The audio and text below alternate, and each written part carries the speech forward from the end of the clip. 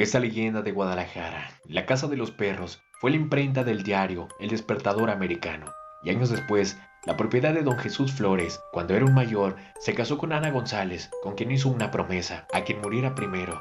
El otro tendría que rezarle 9 rosarios cada año al fallecido. Con el tiempo, el anciano falleció.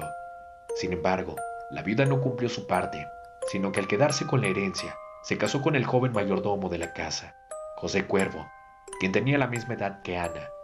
Tras esto, abandonaron la propiedad y por mucho tiempo se aseguró que aquella persona capaz de rezar los 9 rosarios a medianoche en la vivienda podría quedarse con ella, pero la gente que lo intentó siempre salía huyendo del sitio.